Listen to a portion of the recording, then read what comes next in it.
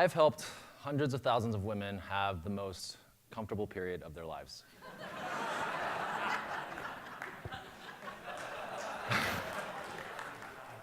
To do that, I've had to embrace a lot of awkward conversations.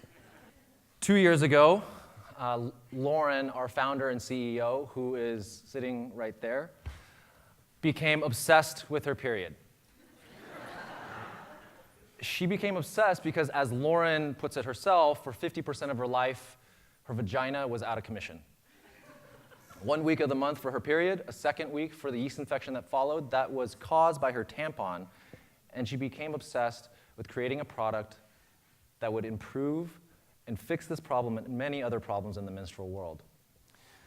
So early on, Lauren invited 5 friends to her apartment to have a small focus group dinner and talk about periods, and she invited me, and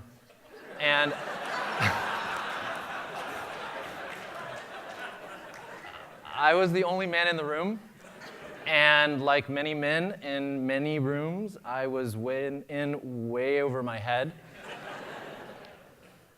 And I'll never forget this woman named Sarah. She said to me, "Panpan, I really hate the pull the string to the side technique when you pee."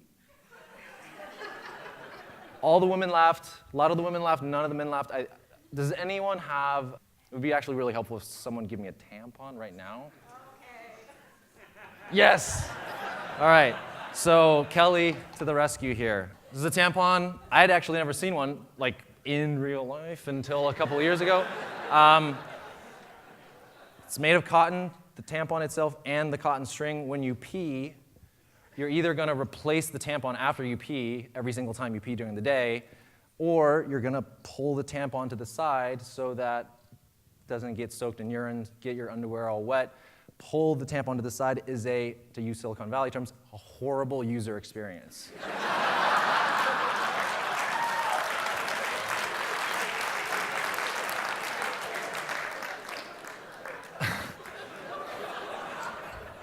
I had been ignorant to the side string shuffle my entire life.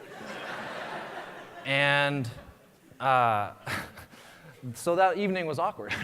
It was awkward for a lot of reasons, but I came away with the understanding that many, many women, if not most women, feel like they're fighting their own bodies every single month. And that tampons really suck.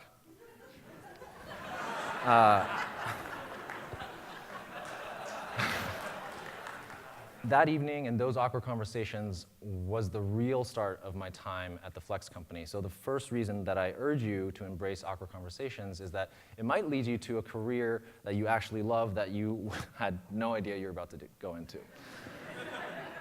So the second story happened last year. So we're fundraising. We'd raised $3 million, and we were actually talking to Better Our World Capital. Better Our World is a fund that the University of California actually invested $100 million into. We really, really wanted them in our round. In fact, we're in the final meeting. They've seen our YC demo day pitch. They've done the diligence. They know the product. They know the market. They've talked to references. We're literally in our last 5 minutes of the meeting. And Grady Burnett, the managing director, he leans over the table, he looks me in the eye, and he says, and he asks me, "Panpan, are you and Lauren dating?"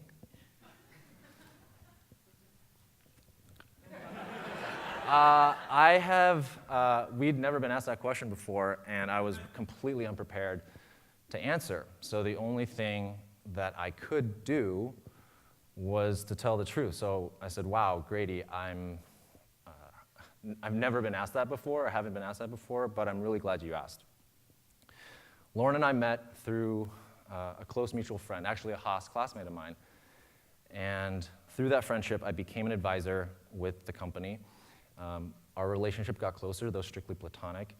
And one day, I was on about 4 hours into an 8-hour transatlantic flight. I'm sitting in a middle seat just trying to get through this flight. And I suddenly realized that I'm in love with Lauren. And so 10,000 miles later, I am 10,000 miles away from home, away from Lauren. I land, I call Lauren, and I say, Lauren, I love you. And she replies, Panpan, I love you too. We hadn't been on a date, we hadn't kissed, and that was the start of our relationship. But to answer your question, yes, we're dating.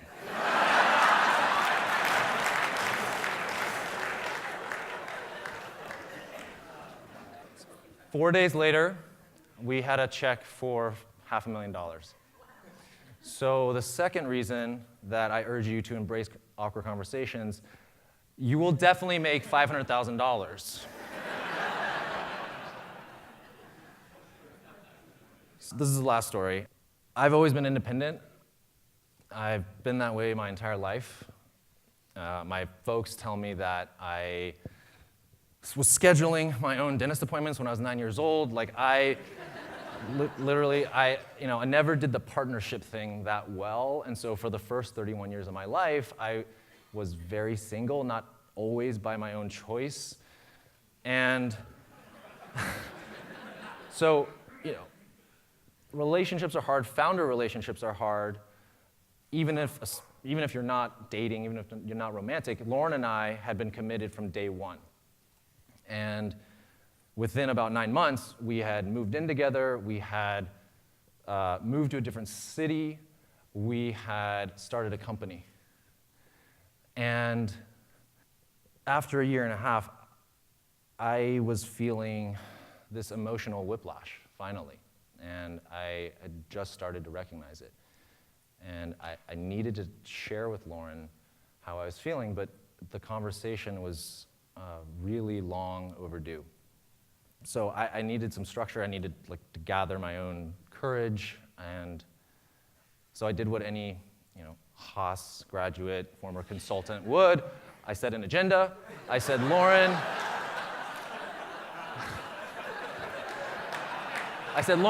number one, I want you to know how I feel. Number two, I want to know how you feel. Number three, let's synergize our relationship and continue to build on it. And then, of course, let's align on actions and next steps.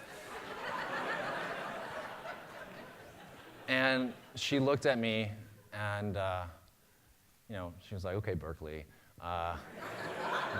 Very lovingly, she said, how are you feeling? And I said, Lauren, I feel like both in my life and at work that I'm living my life completely in the service of you. And that was really hard for me, really awkward for me to say, and it was really hard for her to hear. But she heard me, and we heard each other. And through that awkward conversation and others after it, Lauren and I continued to grow closer, more committed, both at work and at home. And that afternoon, we actually had sex, and it was amazing. Right, honey? It's okay. You can ask my boss later. It's fine.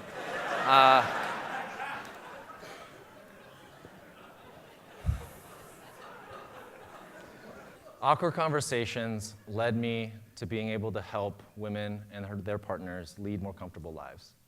Embracing awkward conversations led me to a career that I love. But most importantly, embracing awkward conversations led me to the love of my life. So please, I urge you, embrace awkward conversations. Thank you.